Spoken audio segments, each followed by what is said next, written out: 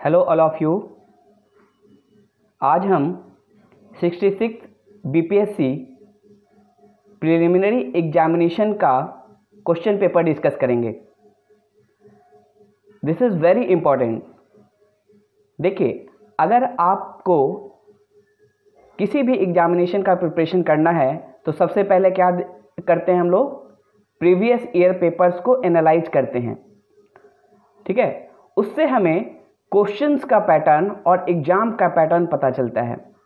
Question का pattern का मतलब कि किस सेक्शन से कौन से कितने क्वेश्चन पूछे जा रहे हैं, और एग्जामिनेशन पैटर्न का मतलब कि उस एग्जामिनेशन में किस टाइप के क्वेश्चंस आते हैं, ऑब्जेक्टिव टाइप के क्वेश्चन आते हैं, किस सब्जेक्ट से क्वेश्चन आते हैं, ये इसकी जानकारी हमें मिलती है।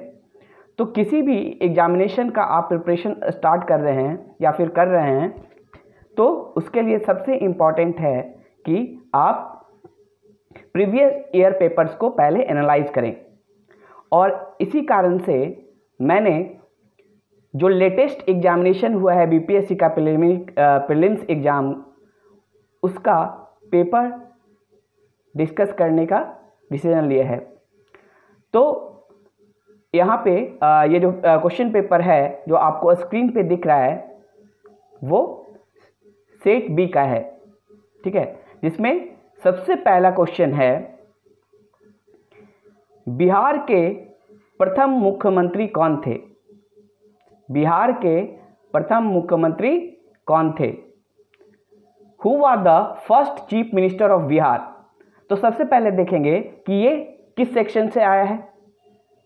तो अगर हम बीपीएससी एग्जाम प्रीलिम्स एग्जाम के क्वेश्चंस को अगर एनालाइज करें तो हम पाएंगे कि कुछ सेक्शंस में इसको डिवाइड कर सकते हैं। सारे क्वेश्चंस को कुछ सेक्शन में डिवाइड कर सकते हैं। तो सबसे पहला सेक्शन होता है हिस्ट्री, दूसरा सेक्शन है बिहार स्पेशल, ठीक है, जिसमें बिहार से रिलेटेड जीएस और जीके पूछे जाते हैं। तीसरा सेक्शन हो सकता है ज्योग्राफी का, यानी भूगोल का। चौथा सेक्शन हो सकता है इकोनॉमी का, ठीक है, और पांचवा सेक्शन हो सकता है साइंस का। And the next section can be a current affairs. And the last but not the least is polity. And apart from GS के अलावा 10 क्वेश्चन मैथ्स के भी रहते हैं, जो कि 10th लेवल का मैथमेटिक्स होता है। ठीक है, तो अगर आपको स्कोर करना है बीपीएससी के प्रीलिम्स एग्जामिनेशन में, तो 4 या 5 ऐसे इंपॉर्टेंट सेक्शन हैं जिससे सबसे ज़्यादा क्वेश्चन आता है। सबसे इंपॉर्टेंट सेक्शन है हिस्ट्री। ठीक है, इसमें अगर हम बिहार से रिलेटेड हिस्ट्री भी अगर मिला दें तो 66 बीपीएससी के पेपर में हिस्ट्री से 38 क्वेश्चन आए थे। वहीं अगर हम साइंस की बात करें, जो कि दूसरा सबसे इंपॉर्टेंट सेक्शन है, तो इसमें 66 बीपीएससी के एग्जामिनेशन में साइंस से लगभग 30 क्वेश्चन थे। और तीसरा अगर सबसे इंपॉर्टेंट सेक्शन अगर हम एनालाइज करें तो करंट अफेयर्स, जिससे 66 बीपीएससी के एग्जामिनेशन में 38 क्वेश्चन आए थे। ठीक है, उसके अलावा ज्योग्राफी से 10, मैथ से 10 और बाकी क्वेश्चन मिसलेनियस जैसे पॉलिटी इससे आए थे। यानी हमारे पास 4 इंपॉर्टेंट सेक्शन है जिससे मैक्सिमम नंबर ऑफ क्वेश्चन पूछे जाते हैं। वो है history, science, current affairs and Bihar special. ये 4 सेक्शन बहुत ही इंपॉर्टेंट सेक्शन है, और if anyone command over this section then he can sail through the prelims. ठीक है, तो हम यहाँ पे क्वेश्चंस का डिस्कशन स्टार्ट करते हैं। हमने देखा कि किस सेक्शन से कितने क्वेश्चन आए हैं और कौन सा सेक्शन इंपॉर्टेंट है हमारे लिए एग्जाम पॉइंट ऑफ व्यू से। तो सबसे पहले हम सेट बी का फर्स्ट क्वेश्चन देखते हैं। फर्स्ट क्वेश्चन क्या था? बिहार के प्रथम मुख्यमंत्री कौन है? Who was the first chief minister of Bihar. तो यहां पे बीपीएससी के एग्जामिनेशन में एक यूनिक फीचर क्या है कि यहां पे 5 ऑप्शन दिए जाते हैं, ठीक है, 5 ऑप्शन दिया जाता है। तो पहले जो 4 ऑप्शन होते हैं वो आंसर के रूप में दिया जाता है, और 5वां ऑप्शन जो होता है वो नन ऑफ द एबव या फिर more than one of the above, यानी उपर्युक्त में से कोई नहीं या उपर्युक्त में से एक से अधिक, ये ऑप्शन दिया जाता है। अब यहां पे नेचर को समझिए एग्जाम क्वेश्चंस के, कि अगर आपके पास 4 ऑप्शन हैं और आपको एक ऑप्शन पता है कि नहीं ये ऑप्शन ही होगा, तो आप क्या करेंगे, आराम से उस क्वेश्चन का आंसर दे लेंगे। या फिर आपको ये पता है कि इनमें से 3 ऑप्शन हो ही नहीं सकता है, तो जो चौथा ऑप्शन होगा वही आंसर हो जाएगा। इसको कहते हैं एलिमिनेशन मेथड, यानी 3 ऑप्शन को हमने एलिमिनेट कर दिया, तो जो बचा ऑप्शन हुआ वो आंसर हो गया। बट यहां पे क्या डिफिकल्टी है कि यहां पे 5वां ऑप्शन भी है। 5वां ऑप्शन क्या बोलता है, नन ऑफ द एबव, मतलब हो सकता है कि आंसर इनमें से चारों में से कोई ना हो। ऊपर जो 4 ऑप्शन दिए गए हैं A B C and D, उनमें से हो सकता है एक भी ऑप्शन आंसर सही ना हो, तो उस केस में हम क्या टिक करेंगे, ऑप्शन ई। या फिर ऐसा हो सकता है कि ऊपर जो 4 ऑप्शन दिए हुए हैं A B C and D, उनमें से एक से अधिक आंसर हो सकता है, ठीक है, एक से अधिक इस क्वेश्चन का आंसर हो सकता है, तो उस केस में भी हम ऑप्शन ई को टिक करेंगे। तो इसलिए बीपीएससी का एग्जामिनेशन काफी ट्रिकी हो जाता है, ठीक है। यहां पे आपको हो सकता है किसी क्वेश्चन में आपको यह पता हो कि ऑप्शन बी, मुझे पता है कि ऑप्शन बी है इसका आंसर, लेकिन ऐसा भी हो सकता है कि बी के साथ साथ सी या डी भी आंसर हो सकता है जो कि आपको नहीं पता है। तो उस केस में आप क्या करेंगे, आप सिर्फ ऑप्शन बी पे टिक करेंगे, क्योंकि सिर्फ आपको यह पता है कि सिर्फ ऑप्शन बी ही इस क्वेश्चन का आंसर है। बट चूंकि यहां पे ई देने के कारण, यानी more than one of the above देने के कारण एक से ज्यादा आंसर पॉसिबल है, और अगर वो अवेलेबल है तो वो आंसर हो सकता है, और इस केस में आपका जो आंसर है वो गलत हो सकता है। तो यहां पे थोड़ा सा कॉशियस रहने की जरूरत है, सजग रहने की जरूरत है, और ध्यान से पढ़ने की जरूरत है। दूसरी बात कि अगर आप कोई भी कॉन्सेप्ट पढ़ रहे हैं तो पढ़ते समय आपको आंसर पढ़ना होगा, आपको एग्जैक्ट एनालिसिस करनी होगी, ताकि आपको किसी भी सब्जेक्ट से रिलेटेड जो फैक्ट है आपको एग्जैक्ट पता हो। उस केस में आप उस पोजीशन में रहेंगे कि एग्जामिनेशन में आप उसका एग्जैक्ट आंसर दे सकेंगे, ठीक है। तो इसलिए बीपीएससी का एग्जामिनेशन और एग्जामिनेशन से बिल्कुल ही भिन्न है। तो यहाँ पे फर्स्ट क्वेश्चन है, who are the first chief minister of Bihar, Bihar के प्रथम मुख्यमंत्री कौन थे। तो ये किस सेक्शन से है, ये बिहार स्पेशल वाले सेक्शन से है, ठीक है। और इसको हिस्ट्री में भी शामिल किया जा सकता है, हिस्ट्री वाले सेक्शन में भी शामिल किया जा सकता है। बट हमने क्या किया है, बिहार स्पेशल को एक अलग ही सेक्शन बनाया है, जिसमें बिहार की हिस्ट्री, बिहार की ज्योग्राफी, बिहार की पॉलिटी, ठीक है, ये सारी चीजें उसमें शामिल होंगी, ठीक है। तो फर्स्ट क्वेश्चन का आंसर क्या है, यू ऑल नो कि first chief minister of Bihar कौन थे, श्री कृष्ण सिंह। ये बहुत ही सिंपल क्वेश्चन है, बीपीएससी में बहुत सारे क्वेश्चन बहुत ही आसान आते हैं, ठीक है। तो बिहार के प्रथम मुख्यमंत्री कौन थे, श्री कृष्ण सिंह। अब इनके बारे में थोड़ा सा हम डिटेल में थोड़ा सा जानते हैं, ताकि इससे रिलेटेड अगर कोई क्वेश्चन आता है तो हम उसका आंसर कर सकते हैं। ओके, तो श्री कृष्ण सिंह का जन्म 21 अक्टूबर 1887 को हुआ था, ठीक है, और इन्हें श्री बाबू कहा जाता था। अब देखिए, बीपीएससी हो सकता है नेक्स्ट एग्जाम में श्री कृष्ण ये क्वेश्चन ना पूछ के ऐसा क्वेश्चन पूछ सकता है कि श्री कृष्ण सिंह को और किस नाम से जाना जाता था। तो श्री कृष्ण सिंह को श्री बाबू के नाम से जाना जाता था। ओके, नेक्स्ट, और उनका जो कार्यकाल रहा ठीक है, उनका जो चीफ मिनिस्टर का कार्यकाल रहा बिहार का वो 1946 से लेकर 61 तक रहा। तो ये फैक्ट भी पूछा जा सकता है एग्जामिनेशन में कि श्री कृष्ण सिंह का कार्यकाल कब से कब तक रहा as a chief minister of Bihar. ठीक है, तो उस केस में आंसर होगा 1946 to 61। ठीक है, except for the period of world war II, Sinha was the chief minister of Bihar from the time of the first Congress ministry in 1937 until his death in 1961।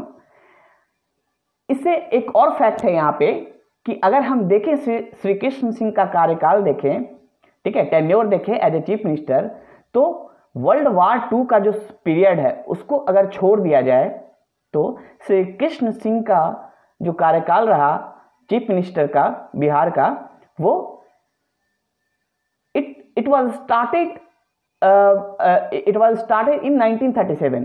तो 1937 में जब फर्स्ट टाइम कांग्रेस की मिनिस्ट्री बनी थी उसी समय से श्री कृष्ण सिंह बिहार के चीफ मिनिस्टर बने और 1961 तक जब तक उनकी मृत्यु ना हो गई वो चीफ मिनिस्टर रहे बिहार के। तो ऐसा भी आपसे क्वेश्चन पूछ सकता है। तो आपको ध्यान में रखना है कि 1937 में जब पहली बार कांग्रेस मिनिस्ट्री बनी, ठीक है, उसी समय से जो बिहार जो उस समय प्रोविंस था, बिहार के चीफ मिनिस्टर कौन थे? श्री कृष्ण सिंह, और तब से लेकर 61 तक वो बिहार के चीफ मिनिस्टर रहे। ठीक है, लेकिन अगर आपसे ये पूछा जाए कि जो चीफ मिनिस्टर का जो टेन्योर है, जो कार्यकाल है श्री कृष्ण सिंह का, तो वो कब से कब रहा? तो वो हो जाएगा 1946 to 61। ओके, नेक्स्ट क्वेश्चन पे आते हैं कि बिहार में कांग्रेस का प्रथम अधिवेशन कहां रखा गया था? बिहार में कांग्रेस का प्रथम अधिवेशन कहां रखा गया था? तो बिहार में कांग्रेस का प्रथम अधिवेशन कहां रखा गया था? Where was the first Congress session in Bihar held? ठीक है, ऑप्शन है Patna, Gaya, Muzaffarpur, Darbhanga and option E. अब देखिए ये जो क्वेश्चन है ये भी बिहार स्पेशल वाले सेक्शन से आया है। ठीक है, तो अगर हम इसकी बात करें तो इसका आंसर है बिहार में कांग्रेस का प्रथम अधिवेशन। ध्यान देना है, हमेशा यूपीएससी में क्वेश्चंस पे भी आपको ध्यान देना है। कांग्रेस का प्रथम अधिवेशन कहां रखा गया था? बिहार में। ठीक है, तो इसका आंसर है बांकीपुर, पटना। बिहार में कांग्रेस का अधिवेशन कहां रखा गया था? पहला कांग्रेस का अधिवेशन कहां रखा गया था? तो वो है बांकीपुर, पटना। ओके, पटना। अब देखिए इस क्वेश्चन में ऑप्शन क्या कह दिया गया है? पटना, गया, मुजफ्फरपुर, दरभंगा। पटना, गया, मुजफ्फरपुर और दरभंगा। ठीक है, तो हमें पता है कि 1912 में बिहार में कांग्रेस का प्रथम अधिवेशन हुआ और कहां हुआ? बांकीपुर, एक जगह है पटना में, वहां पे हुआ। तो यहां पे ऑप्शन में है पटना, तो हम पटना मारेंगे। अगर ऑप्शन में बांकीपुर दिया हुआ रहता और पटना नहीं होता तो बांकीपुर भी आंसर हो सकता था। तो इसके बारे में थोड़ा बहुत जानते हैं कि 1912 में कांग्रेस का प्रथम अधिवेशन बिहार में 1912 में हुआ। कहाँ हुआ? बांकीपुर, पटना में। और इसके जो अध्यक्ष थे वो कौन थे? इसके जो अध्यक्ष थे वो थे रघुनाथ नरसिम्हा मधोलकर। रघुनाथ नरसिम्हा मधोलकर, आर.एन. मधोलकर। तो ये फैक्ट आपको याद रखना है। हो सकता है नेक्स्ट एग्जाम में आपसे इसके प्रेसिडेंट के बारे में पूछा जा सकता है। ठीक है, नेक्स्ट क्वेश्चन पे चलते हैं। नेक्स्ट क्वेश्चन है जयप्रकाश नारायण को कौन सी उपाधि दी गई थी? जयप्रकाश नारायण को कौन सी उपाधि दी गई थी? Which title was given to Jayaprakash Narayan? Which title was given to Jayaprakash Narayan? And the option is प्रजा हितेच्छु।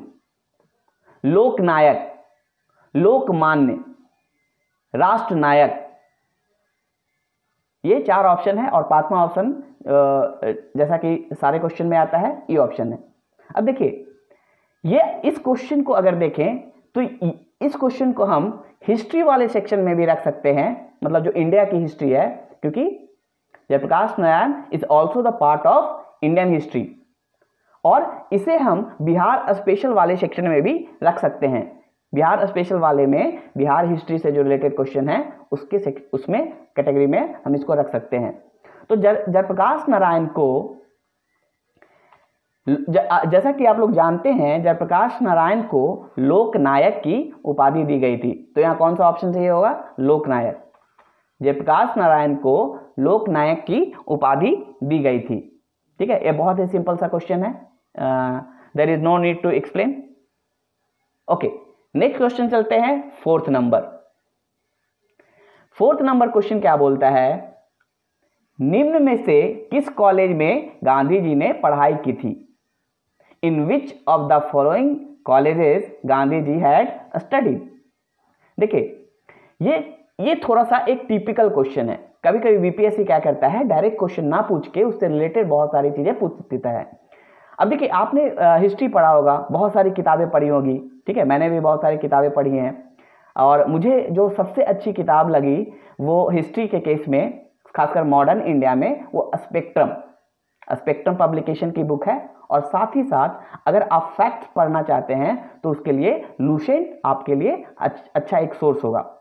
ठीक है, बट हो सकता है कि स्पेक्ट्रम वाले बुक में या फिर लुसेंट वाले बुक में आपको ये फैक्ट ना मिले। देखिए स्पेक्ट्रम में या लुसेंट में आपको गांधी जी से रिलेटेड बहुत सारी चीजें मिलेंगी, बहुत सारे फैक्ट्स मिलेंगे, बट हो सकता है ये फैक्ट मिसिंग हो। तो बीपीएससी का ये नेचर रहा है कि वो फैक्ट ढूंढ कर लाता है, वो फैक्ट और बहुत सारे ऐसे फैक्ट देता है जो कि पॉपुलर बुक में नहीं होते। तो इसके लिए आपको घबराने की जरूरत नहीं है। कुछ ऐसे क्वेश्चंस होंगे जिसमें आपको लगेगा कि वो आउट ऑफ बुक है या आउट ऑफ सिलेबस है। तो ऐसा नहीं है कि सारे क्वेश्चन आपको करने ही हैं। कुछ ऐसे क्वेश्चन होते हैं उसमें फंसने की जरूरत नहीं है, क्योंकि आपके पास 2 घंटे का समय है। ठीक है, और उन 2 घंटों में आपको 10 क्वेश्चन मैथ्स के भी बनाने हैं। तो आप किसी भी क्वेश्चंस को में इतना ना उलझें कि वो क्वेश्चंस भी गलत हो जाए और आपका समय भी बीत जाए और बाद में आप पैनिक करें। तो 1 मिनट में ही आपको इस मतलब प्रॉपर आप डिवाइड कर लें टाइम को। ठीक है, 150 क्वेश्चंस के अनुसार 2 घंटे को, और पर क्वेश्चन उतना ही टाइम दे। ठीक है, और जो क्वेश्चन नहीं बन रहा है उसको गोला करते हुए, उसको मार्क करते हुए आगे बढ़ जाएं।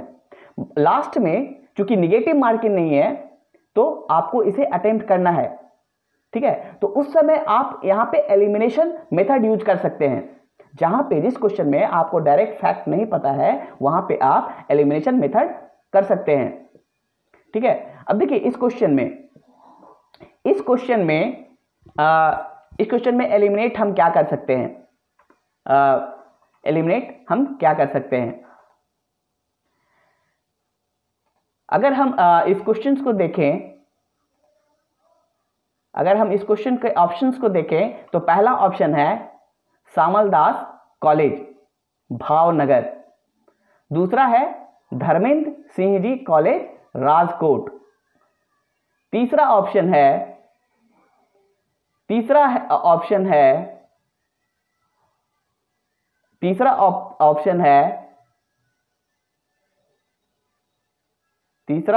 है गुजरात कॉलेज अहमदाबाद, और चौथा ऑप्शन है बहाउद्दीन कॉलेज जूनागढ़। ठीक है, तो अगर आपको ये पता हो कि एट दैट टाइम उस समय सामलदास जो आर्ट कॉलेज था गुजरात में, सामलदास जो आर्ट कॉलेज था वही एक ऐसा इंस्टीट्यूट था जो कि डिग्री ऑफर करता था। ठीक है, सामलदास कॉलेज एक ऐसा कॉलेज था गुजरात में जो कि डिग्री ऑफर करता था। ठीक है, तो हाई स्कूल के बाद गांधी जी ने सामल दास आर्ट कॉलेज को ज्वाइन किया डिग्री के लिए। ऐसा क्यों? क्योंकि सामल दास ही उस टाइम ऐसा आर्ट कॉलेज था जो कि डिग्री प्रोवाइड करता था, और जो कहाँ था? भावनगर में। तो पोरबंदर से गांधी जी भावनगर शिफ्ट हुए और वहां पे उन्होंने सामल दास कॉलेज डिग्री कॉलेज ज्वाइन किया। तो आपको अगर उससे रिलेटेड भी फैक्ट पता है तो आप ऑप्शन को एलिमिनेट कर सकते हैं। बट ये भी बहुत आसान नहीं है ये जानना कि उस समय जो एक डिग्री कॉलेज था वो सामल दास कॉलेज ही भावनगर में था। ठीक है, मैं बस एग्जांपल दे रहा हूं कि अगर आपको ये पता होता तो आप सामल दास कॉलेज को टिक मारते। ठीक है, मतलब उससे अगर आपको एग्जैक्ट नहीं पता है और उससे रिलेटेड फैक्ट भी पता है तो आप आंसर कर सकते हैं। हाँ, बस वहां उस केस में आपको थोड़ा सा कॉशियस रहना है कि हो सकता है एक से ज्यादा आंसर हो सकता है। ओके, नेक्स्ट क्वेश्चन है, इनमें से किसने 1857 के विद्रोह में सक्रिय भाग लिया था?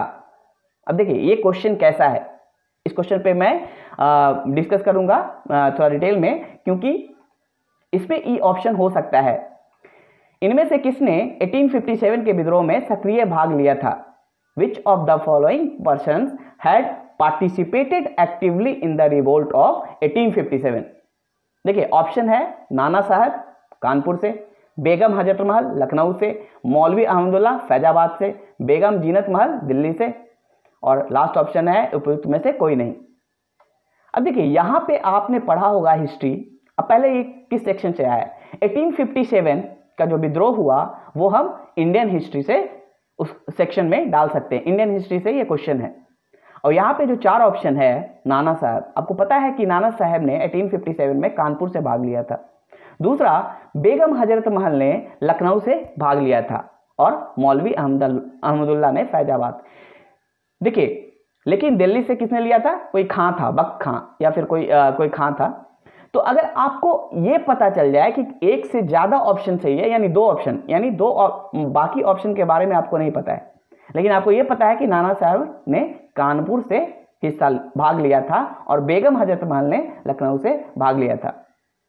ठीक है, तो अगर आपको ये फैक्ट पता चल जाए, एक से ज्यादा अगर आपको पता चल गया कि एक से ज्यादा आंसर है, बाकी के बारे में आपको मान लीजिए नहीं पता, मौलवी अहमदुल्ला फैजाबाद से हुए ये आपको मान लीजिए नहीं पता, और बेगम जीनत महल दिल्ली से पार्टिसिपेट की थी ये भी आपको नहीं पता, तो अगर ऊपर का दो पता है आपको तो इसका मतलब क्या होगा? मोर देन वन ऑप्शन सही है इसका। तो आप क्या करेंगे? डायरेक्ट ई ऑप्शन को टिक करेंगे। तो मोर देन वन वाले उसमें क्या होगा कि अगर आपको यह पता चल जाए कि नहीं एक से ज्यादा आंसर इसका सही हो रहा है, तो आपको चारों फैक्ट पता करने की जरूरत नहीं है, आप सीधे क्या करेंगे? ऑप्शन ई करेंगे। ठीक है, तो ये थोड़ा यहां पे आसान हो जाता है। ये आपको चारों ऑप्शन पता होने की जरूरत नहीं है, कम से कम दो ऑप्शन आपको पता है कि ये हो सकता है आंसर, तो वहां पे ई ऑप्शन सही होगा।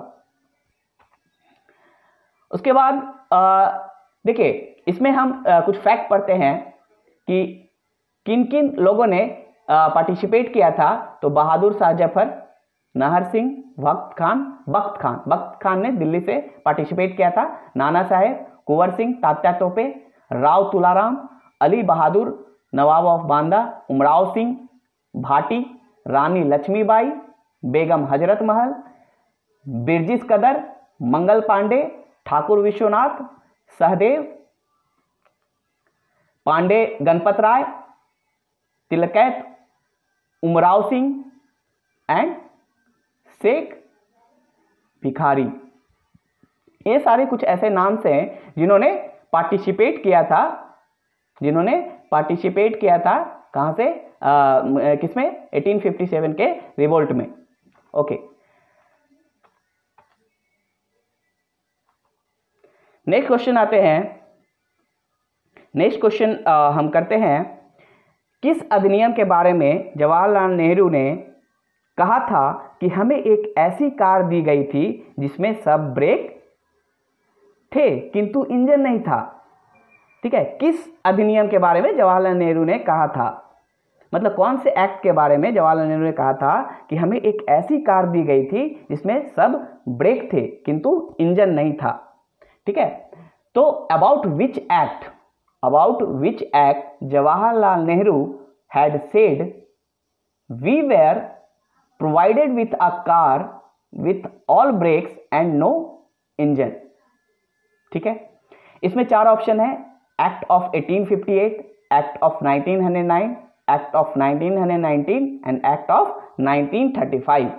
ठीक है, ये 4 ऑप्शन है और 5वां ऑप्शन है ई ऑप्शन। ओके, तो इसमें क्या है इसमें जो ऑप्शन है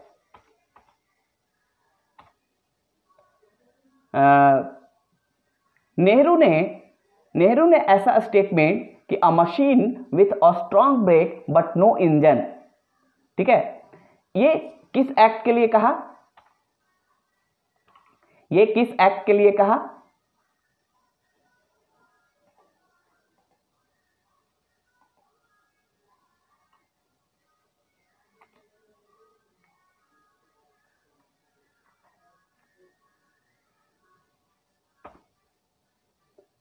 Nehru called it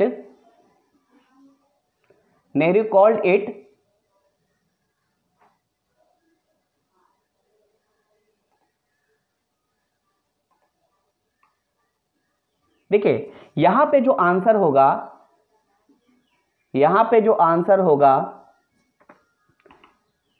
जी ने इसे कहा था कि एक ऐसी मशीन है जिसमें यहां पे इसका आंसर ई होना चाहिए। इसका आंसर ई होना चाहिए। क्यों? इसका आंसर ई होना चाहिए और इसका आंसर आप मुझे कमेंट बॉक्स में लिख कर देंगे। ठीक है, और इसका आंसर आप मुझे नेक्स्ट लेक्चर में आप मुझे कमेंट बॉक्स में इस पे लिख के देंगे और मैं इससे आगे नेक्स्ट जो हमारा लेक्चर होगा, जो 66 बीपीएससी का ही एक जो सॉल्यूशन हम करेंगे, उसमें हम आगे के क्वेश्चंस देखेंगे। ठीक है, और ये हमारा सीरीज चलेगा। अभी 66 बीपीएससी प्रीलिम्स को डिस्कस करने के बाद हम फिर 65th एंड फिर 64th, इस तरह से हम प्रीवियस ईयर्स क्वेश्चन करेंगे और लगभग पिछले 5 साल के क्वेश्चंस डिस्कस कर लेंगे ताकि हमें उसका एग्जामिनेशन का पैटर्न पता चल सके और हमारा रिवीजन भी होगा साथ में। ठीक है, इसके थ्रू हम क्या कर सकते हैं, रिवीजन भी कर सकते हैं। तो जो 6 क्वेश्चन है, जिसमें जवाहरलाल नेहरू ने कहा था कि हमें एक ऐसी कार दी गई थी जिसमें सब ब्रेक थे किंतु इंजन नहीं था, इसका आंसर आप मुझे कमेंट बॉक्स में लिख कर देंगे।